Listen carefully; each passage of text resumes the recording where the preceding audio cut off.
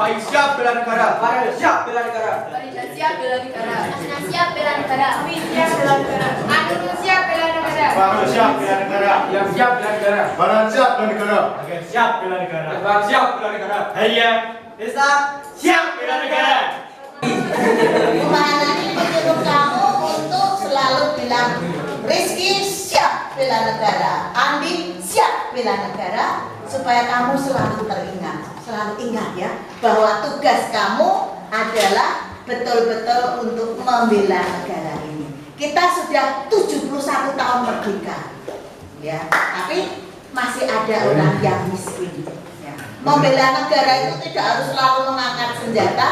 Kalau kamu bisa memberi pekerjaan pada orang yang tidak punya pekerjaan, itu suatu yang luar biasa. Andi siap bela negara.